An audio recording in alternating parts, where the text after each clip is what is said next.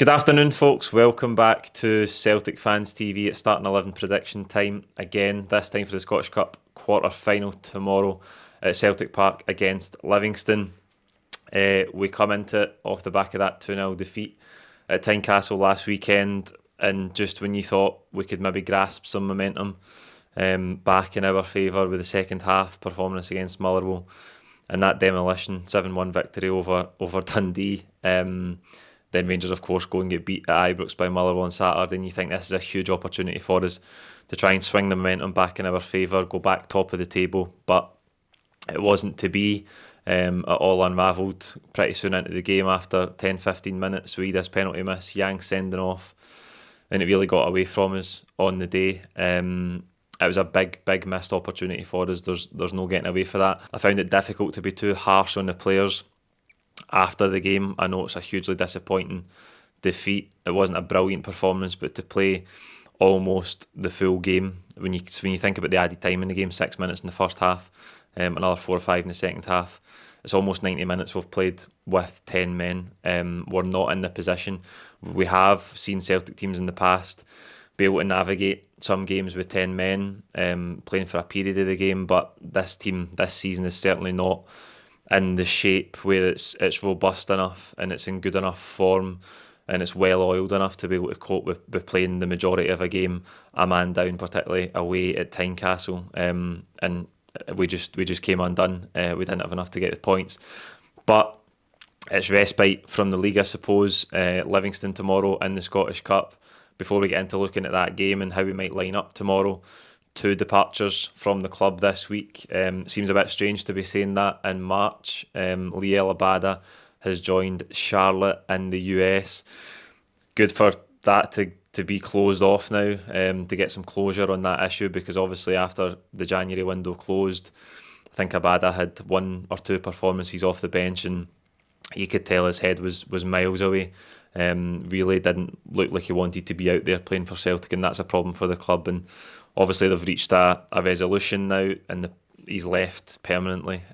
Obviously a lot sooner given the circumstances than he otherwise would have. Not long since he signed a new contract. It looks like the club have got a deal of around £8 million for Abada, which is a really healthy fee, considering the fact that everybody knew the player didn't want to be at Celtic any longer. We'll not get into talking about what we're going to do with that money. More to stash on the balance sheet and in the bank for us, but a good deal for the club nonetheless given the circumstances. It was just a natural part in the ways that had to happen given the circumstances. And Abada Bernabei has also left to go to Internacional in Brazil. That came out of the blue. Really strange, I suppose, to lose a player in March, but it was clear that Bernabei had not made the grade, and obviously his last action really was that game against Kilmarnock where he's partly at fault for the late equaliser David Watson scored at the back post. Just a really erratic player. Brendan Rodgers praised his professionalism yesterday, as you'd expect him to do, but the start and end of it is that he hasn't been good enough. £3.5 million the club spent on him. Those are the kind of signings that have made the club have to be forced to look for a new head of recruitment, because that's another failed signing to add to the list, and it's not even one from the Brendan Rodgers era. That was a signing that was made when Ange Postecoglou was still here, and it was a sign of things to come in terms of the poor recruitment. So Bernabei goes out on loan, leaves us really light, I suppose, in terms of numbers and depth at left back, but I don't think any of us were really confident that when he was coming in to replace Taylor, none of us were confident that he had the quality to do the job required. So 2 outgoings, so the squad looks a bit thinner, but as I say, it's 2 players who weren't really contributing or in a mindset to contribute, certainly in Abada's case. So not a great deal lost in terms of where we are right now, but nonetheless it's a bit strange to lose 2 players in March, and that left back depth, hopefully that won't come back to bite us. So we'll get to the team for tomorrow then. We'll start in goals with Joe Hart. I think the back 4 will be unchanged: Johnston, Carter-Vickers, Scales and Taylor. Difficult afternoon, I suppose, with 10 men. Hearts did have chances. Shankland has a goal ruled out just before half time. I'm not going to go into scales in any level of depth or detail. I'm like a broken record, and I get an absolute barrage of abuse in the comments when I do so. But I think he could have done a lot better for Hearts' second goal if you look back at it last Sunday. Don't expect any changes to the back four.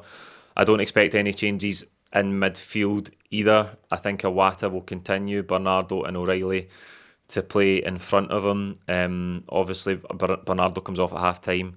Kyogo comes on last weekend. Callum McGregor still out, not going to be available before the international break. And when I come to complete this 11 and you look at the starting lineup, it's not a Celtic squad. It's not a Celtic first 11 that you look at and it gives you confidence. But we need to go with what we've got, and that's the position we find ourselves in.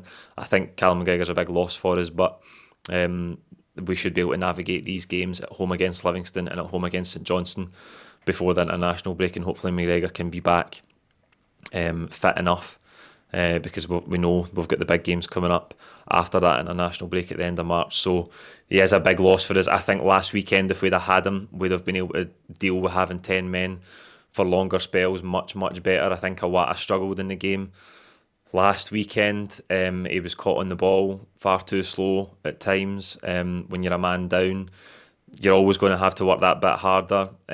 Be aware of what's round about you. Hearts of the extra man when we've got the ball, so he just got caught sleeping on it on a few occasions. I think he had a really poor performance, and it was difficult for O'Reilly, who was poor, I thought, again, but also Bernardo, who came off obviously at half time. But difficult when you're down to 10 men and we go 4-3-2 and they have to cover that big space in midfield. As I talked about after the game, it was a difficult shift. Yang suspended. That means Nicholas Kuhn has got to start on the right hand side. He's really underwhelmed so far. I don't think anybody's enthused about the output from him since he's come in. He looks nervy.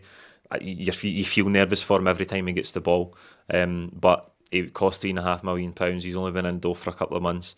We're playing at home against Livingston. If he gets the start, he's got to go and try and show us what he can do. I know that he's shown next to nothing so far. But with Yang suspended, Abada gone, Lewis Palmer picked up a knock, as Brendan Rodgers confirmed in the press conference yesterday. Kuhn looks like the only feasible option. Could we see James Forrest back in out the cold? I'm not so sure. He's barely kicked the ball for 4 months. Brendan Rodgers also said recently that obviously he's great to have around the place, but the kind of intensity you're looking for at this stage of his career, can James Forrest bring it? I don't expect him to be considered for a start, so I think it might have to be Kuhn, and he's got to step up and perform. He's got to show a glimpse of why Celtic thought it was the right deal to pay £3.5 million for him in January. He's got to do much better. Maeda on the left, Ida through the middle. I'd like to see Kyogo start the game. I thought he impacted it well, given the circumstances when he came off the bench last weekend. Didn't really get any output from it. He had a chance sliding in, and midway through the second half, he linked up decent at times. He linked up well at times with Adam Ida, but I just think given the physical presence Livingston have, and the fact that I think we're still trying to build on something that we might have stumbled across with Ida leading the line in the second half against Motherwell and against Dundee, I think Ida will get the nod. But as I say, I think Kyogo's still the best player, and I would like to see him start if he can. But the difficulty again for us this season is that when he has started and he has led the line, we've found it really difficult to give him the service that he needs. So there you go, that's the team I think the manager will go with tomorrow. If you disagree, let me know in the comments below, and we'll see you after the game tomorrow with all of the full-time reaction. Thank you.